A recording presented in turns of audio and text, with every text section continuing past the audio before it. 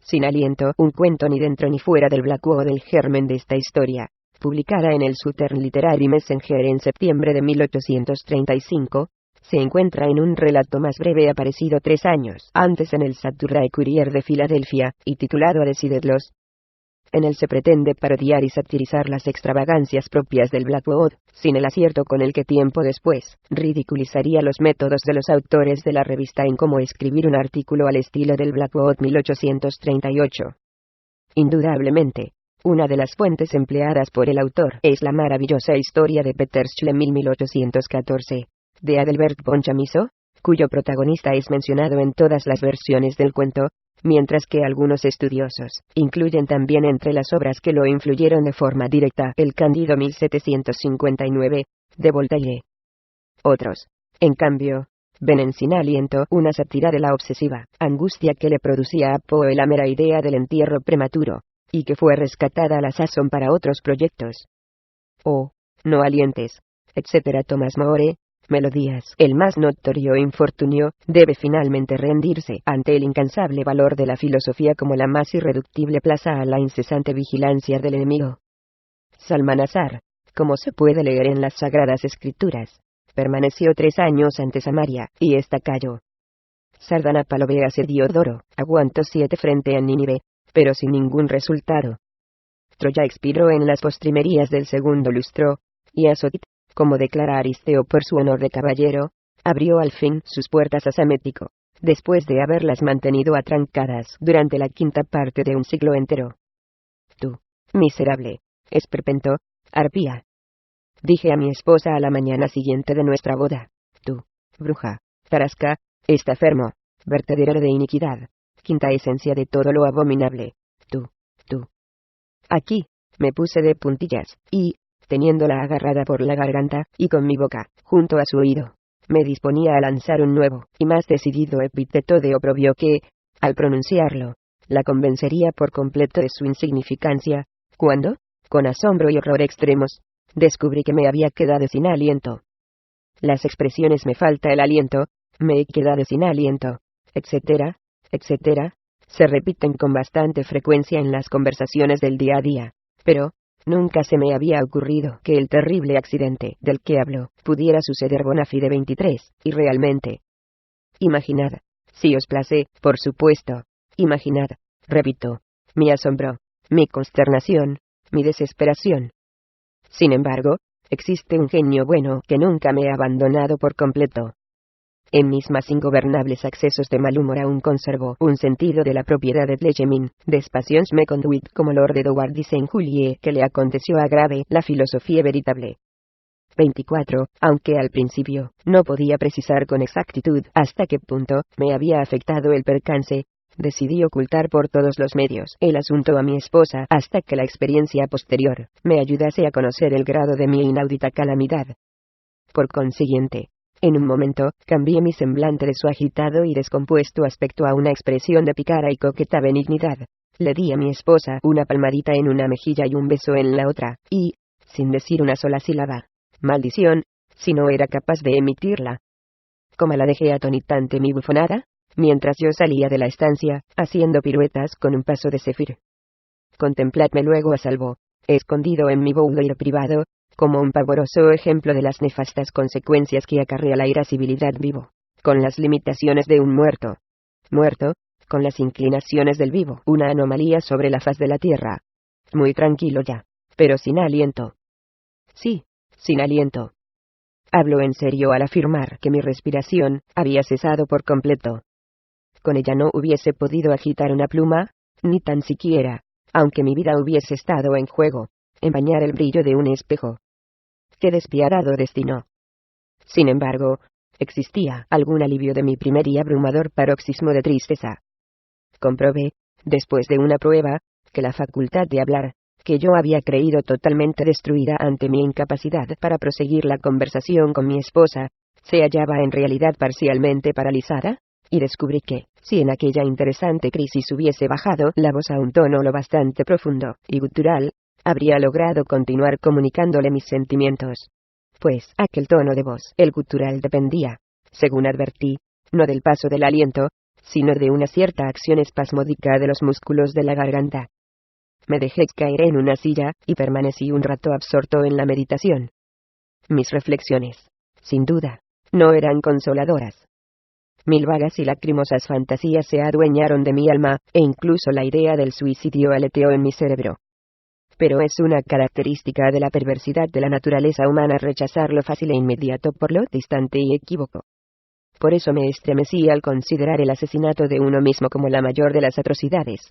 Mientras el gato atigrado ronroneaba con fuerza sobre la alfombra, y hasta el perro de aguas jadeaba constantemente debajo de la mesa, vanagloriándose ambos de la fuerza de sus pulmones, y haciendo todo aquello evidentemente para burlarse de mi propia incapacidad pulmonar. Oprimido por un tumulto de vagas esperanzas y temores, oí por fin los pasos de mi esposa, que bajaba por la escalera.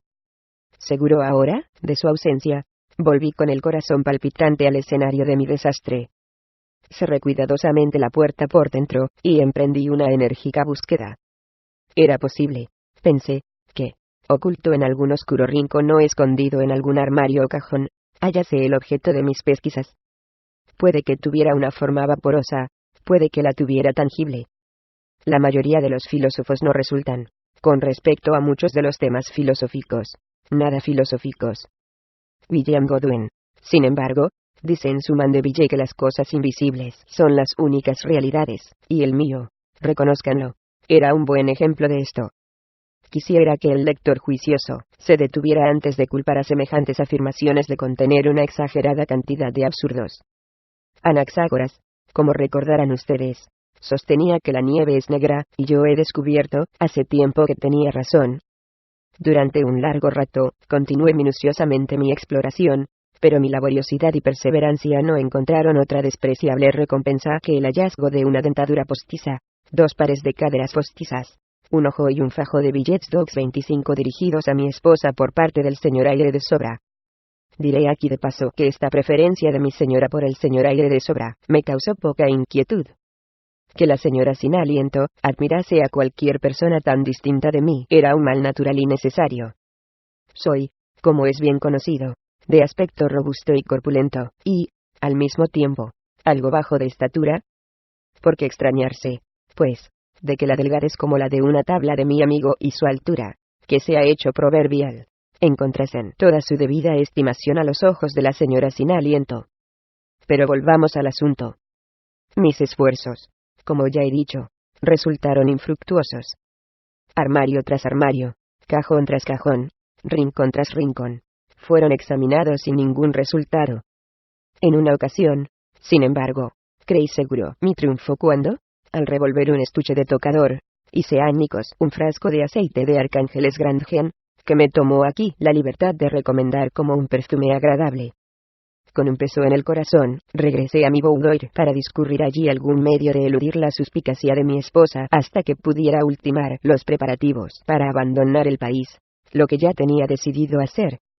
En un ambiente extranjero, y siendo un completo desconocido, podía intentar ocultar, con alguna probabilidad de éxito, mi desdichada calamidad, una calamidad adecuada, aún más que la miseria, para perder el afecto de la gente, y atraer sobre mí la bien merecida indignación de los virtuosos y los dichosos.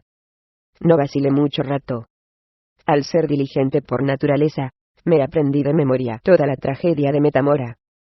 Tuve la buena suerte de recordar que para declamar este drama, o al menos la parte que le corresponde al héroe, los tonos de voz que ahora me faltaban eran totalmente innecesarios, y que el tono profundo y gutural debe dominar de principio a fin. Practiqué durante algún tiempo a las orillas de un pantano muy frecuentado, sin intentar, no obstante, ningún procedimiento similar al de Demóstenes, sino con un plan y un sistema peculiares y conscientemente propios. De esta forma, preparado en todos los aspectos, decidí hacer creer a mi esposa que me había entrado de repente la pasión por las tablas. En esto, alcancé un éxito milagroso. Antes cada una de sus preguntas o sugerencias me encontraba libre de responder en mi tono más sepulcral con algún pasaje de la tragedia. Cualquier fragmento de esta, como advertí pronto con placencia, cuadraba perfectamente con toda clase de asuntos. No debe suponerse, sin embargo, que mientras yo recitaba tales pasajes prescindiese en absoluto de mirar de soslayo, chirriar los dientes, arrastrar los pies o cualquiera de esas innombrables gracias que ahora se consideran precisamente como características de un actor popular. Desde luego, se habló de ponerme una camisa de fuerza, pero, buen Dios, nadie sospechó que yo hubiese perdido el aliento. Finalmente, tras haber puesto mis asuntos en orden, tomé de madrugada un asiento en el coche de posta con destino a, y di a entender a mis conocidos que unos asuntos de la mayor importancia requerían mi inmediata presencia en aquella ciudad. La diligencia iba repleta a más no poder, pero a la incierta luz del amanecer no podían distinguirse los rasgos de mis compañeros. No logré oponer una resistencia eficaz, y hube de soportar que me colocaran entre dos caballeros de dimensiones colosales, mientras un tercero de mayor tamaño me pidió perdón por las libertades que iba a tomarse. Se dejó caer cuán voluminoso era sobre mi cuerpo, y se quedó dormido al instante, ahogando todas mis guturales exclamaciones de auxilio con un ronquido que hubiese avergonzado a los bramidos del toro de Falariz. Felizmente, el estado de mis facultades respiratorias hacía que la asfixia fuese un accidente totalmente descartado. Sin embargo, cuando el día apuntó con más claridad en las cercanías de la ciudad, mi atormentador se levantó, se arregló el cuello de la camisa, y me dio las gracias amablemente por mi cortesía. Al ver que yo permanecía inmóvil, todos mis miembros estaban dislocados, y mi cabeza torcida hacia un lado, comenzó a sentir ciertas aprensiones, por lo que despertó al resto de los pasajeros, y les comunicó de manera muy decidida su opinión de que, durante la noche, les habían endilgado un muerto, en vez de un compañero de viaje vivo y responsable. Y para demostrar la verdad de su sugerencia, me dio un golpe en el ojo derecho. Entonces, uno tras otro, había 9 en total. Todos los pasajeros creyeron que su deber era tirarme de las orejas. Además, como un joven médico aún en prácticas, me aplicó un espejo de bolsillo a la boca, y no descubrió señal de aliento en mí. La afirmación de mi acusador fue declarada artículo de fe, y todos los presentes expresaron su determinación de no soportar dócilmente semejantes imposiciones en el futuro ni de tolerar por más tiempo semejantes cadáveres en el presente. Por consiguiente, fui lanzado contra el cartel del Cuervo Taberna, frente a la cual acertaba a pasar en aquel momento la diligencia, sin sufrir más accidente que la rotura de ambos brazos bajo la rueda trasera izquierda del vehículo. Debo, además, ser justo con el conductor, y manifestar que no se olvidó arrojar tras de mí el mayor de mis baúles, el cual, desgraciadamente, me cayó sobre la cabeza, y me fracturó el cráneo de una manera interesante y extraordinaria a la vez.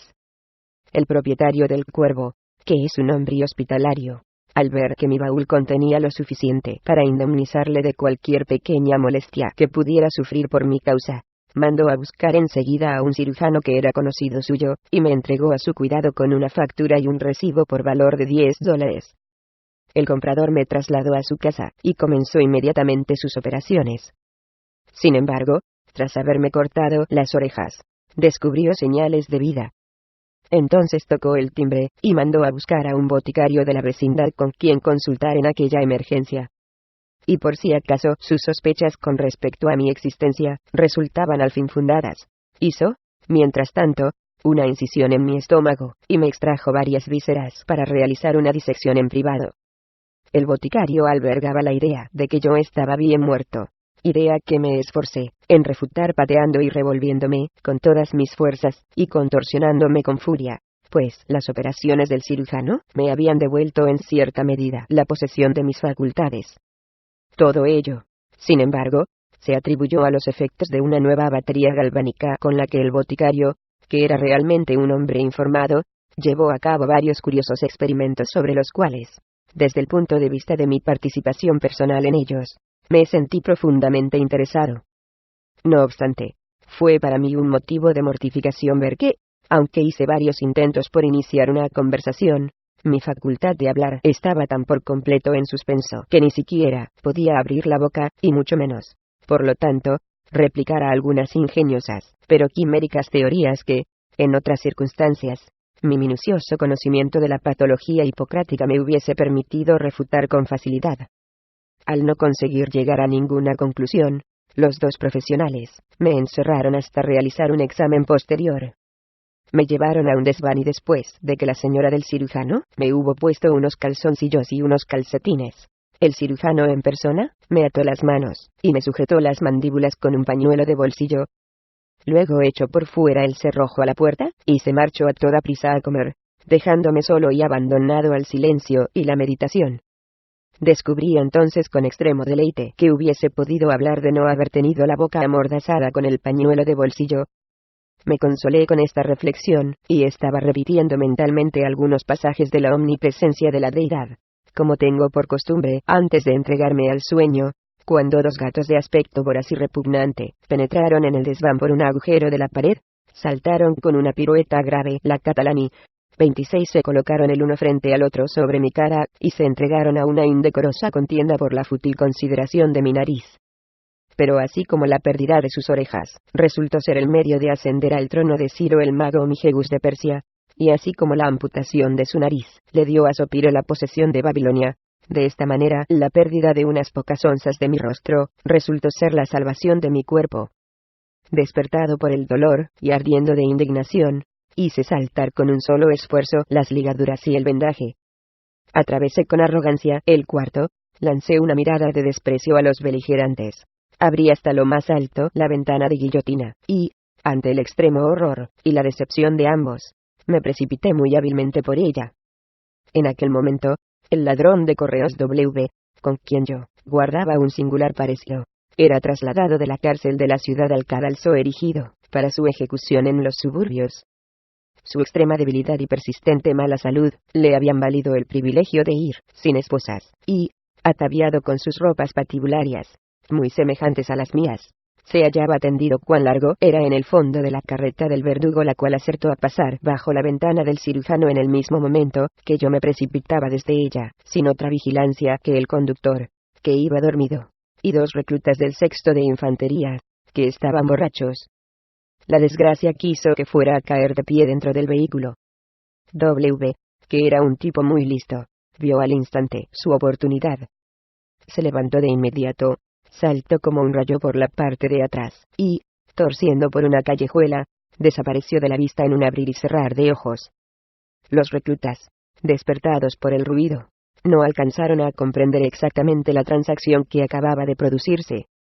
Tenían a la vista, sin embargo, a un hombre que era la viva imagen del bandido de pie en el carro, y pensaron que el bellaco se referían a W, pretendía largarse así, se lo explicaron a sí mismos, y, tras comunicarse esta opinión el uno al otro, tomaron cada uno un trago de aguardiente, y me derribaron con las culatas de sus mosquetes. No tardamos mucho rato en llegar al lugar de destino. Por supuesto, nada podía decir en mi defensa. La horca era mi destino inevitable, y a él me resigné con un sentimiento mitad de estupidez, mitad de sarcasmo. Como tengo poco de cínico, experimentaba todos los sentimientos de un perro. El verdugo, sin embargo, ajustó el lazo corredizo alrededor de mi cuello. La trampilla se abrió. Me abstengo de describir mis sensaciones en el patíbulo, aunque aquí podría hablar atinadamente de este asunto sobre el que, por cierto, no se ha dicho nada sustancioso. En realidad, para escribir sobre un tema semejante es necesario haber sido ahorcado. Todos los autores deberían limitarse a escribir sobre aquello que hayan experimentado. Así es como Marco Antonio compuso un tratado sobre la embriaguez. Sin embargo, puedo afirmar con toda justicia que no morí. Mi cuerpo estaba ahorcado, pero yo no tenía aliento para estarlo, y, salvo por el nudo que tenía debajo de mi oreja izquierda, que era igual de áspero que un corbati militar, diría que había experimentado muy pocas molestias. En cuanto al tirón que recibió mi cuello al abrirse la trampilla, resultó ser simplemente un correctivo al dislocamiento que me había producido el obeso caballero de la diligencia. Por muy buenas razones, sin embargo, hice cuanto pude para recompensar a la muchedumbre todas sus molestias. Mis convulsiones, según dijeron, fueron extraordinarias. Mis espasmos, insuperables. El populacho pidió que lo revitieran. Varios caballeros se desmayaron, y hubo que llevar a una multitud de damas a sus casas con ataques de histeria. Pinxit aprovechó la oportunidad para retocar, a partir de un boceto hecho allí mismo, su admirable pintura titulada Marcias desollado vivo. Cuando hube ofrecido suficiente diversión, consideraron conveniente retirar mi cuerpo del patíbulo, sobre todo porque, mientras tanto, habían descubierto y apresado al verdadero reo, un hecho del cual, por desgracia, no me enteré. Naturalmente, Todas las simpatías se desplazaron hacia mí, y, como nadie reclamó mi cuerpo, se ordenó que me sepultaran en una fosa común, y allí fui depositado a su debido tiempo. El enterrador se marchó, y me quedé solo. Un verso del Malcontent de Marston. La muerte es un buen amigo y tiene la casa abierta. Me vino a la mente en aquel momento como una mentira patente. Sin embargo, hice saltar de golpe la tapa de mi ataúd, y salí de él.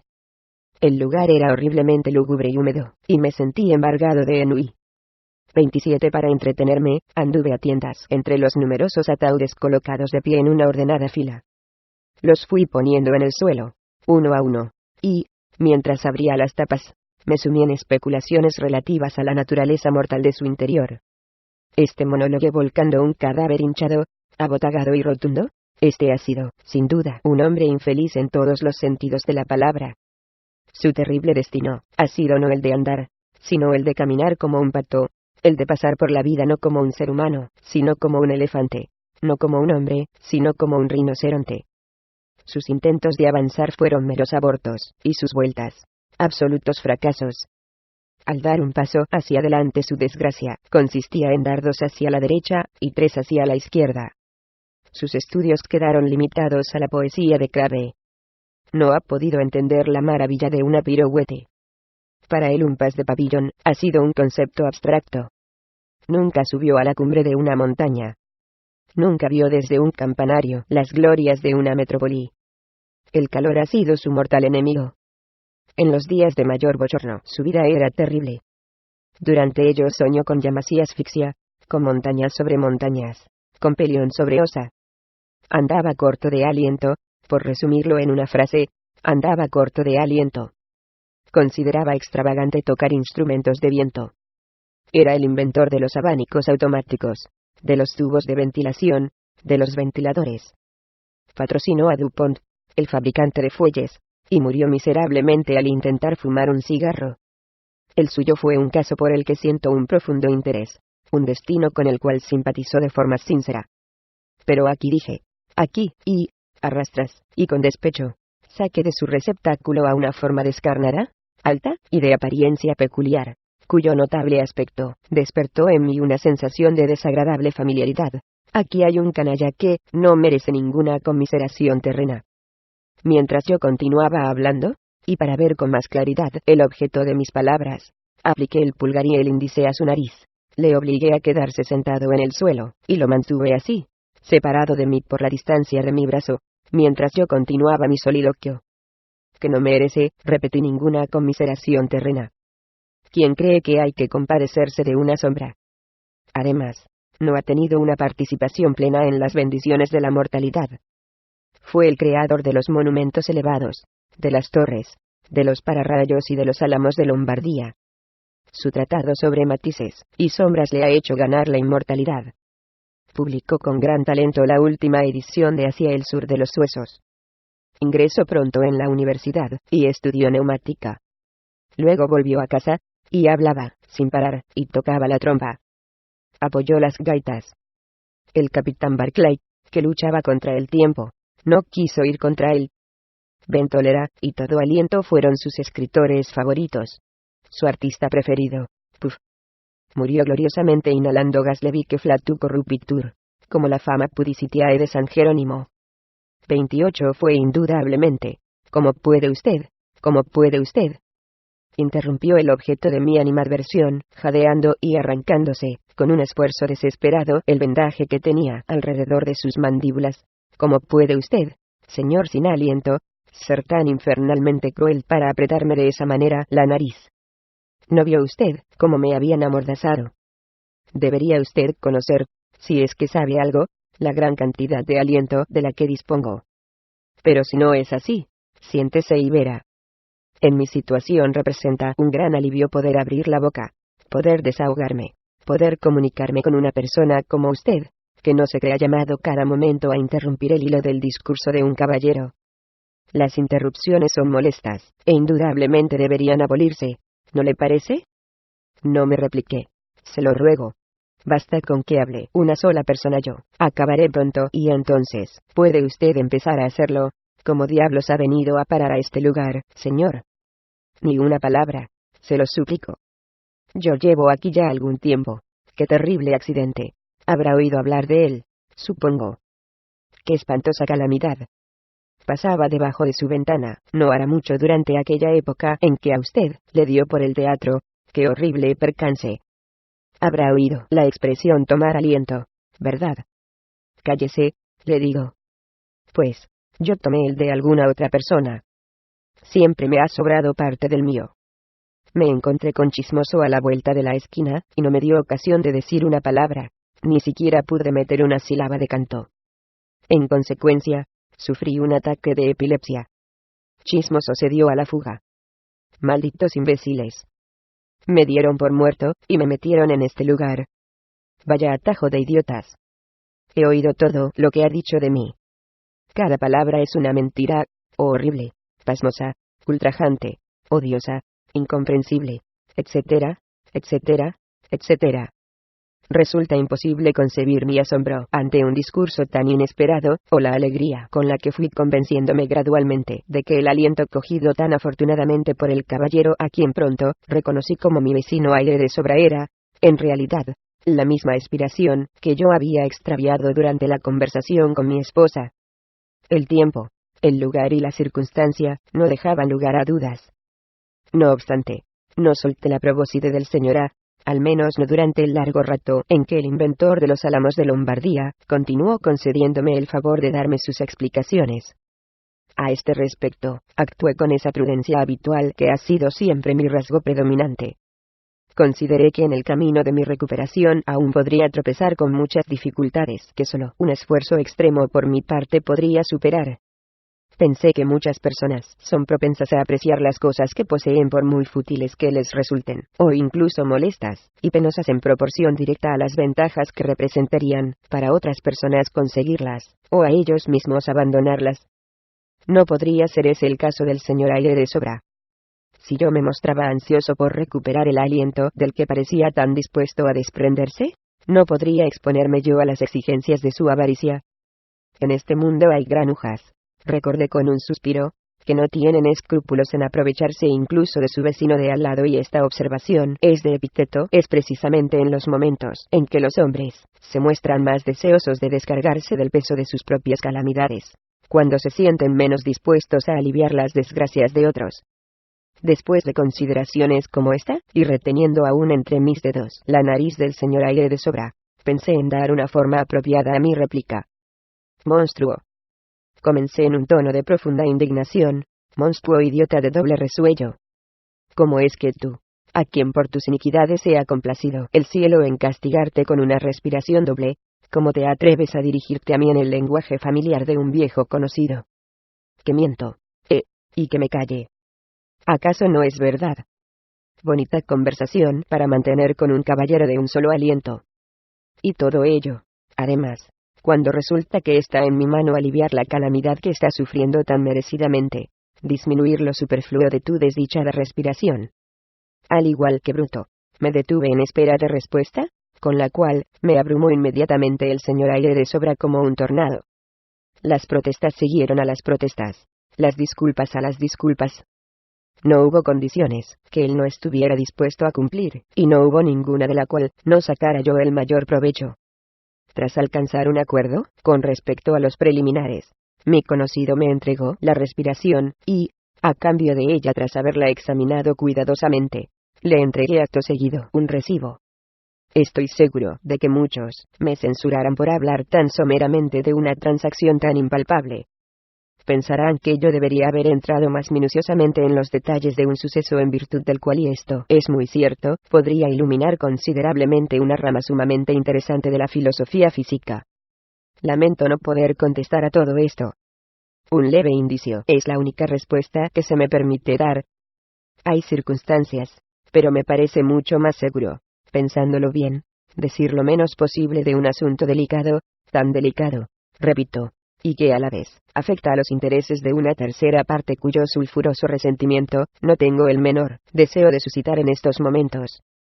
No nos llevó mucho tiempo, tras ese necesario acuerdo, llevar a cabo la huida de aquel calabozo que era el sepulcro. La fuerza combinada de nuestras resucitadas voces pronto fue lo bastante manifiesta. tijeras. El director de un periódico IG, 29 reeditó un tratado sobre la naturaleza y origen de los ruidos subterráneos.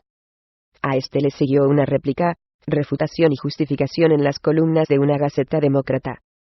No fue hasta la apertura del Panteón para decidir la controversia cuando la aparición del señor Aire de Sobra y la mía probaron que ambas partes habían estado decididamente equivocadas. No puedo concluir estos detalles de algunos singularísimos pasajes de una vida, que en todo momento ha sido bastante memorable, sin volver a llamar la atención del lector hacia los méritos de esa aleatoria filosofía que es un escudo seguro, capaz de protegernos contra esos dardos de calamidad que no pueden verse, sentirse ni comprenderse por completo. Dentro del espíritu de esa sabiduría, los antiguos hebreos creyeron que las puertas del cielo se abrirían inevitablemente al pecador, o al santo que, con buenos pulmones y plena confianza, vociferase la palabra, amén. Y con ese mismo espíritu, cuando una terrible peste hizo estragos en Atenas, y se hubieron probado en vano todos los medios para alejarla, Epimenides, como relata Laercio en su segundo libro sobre ese filósofo, aconsejó la erección de un altar y un templo al dios apropiado. Lipleton Barritrad. De Carlos del Pozo.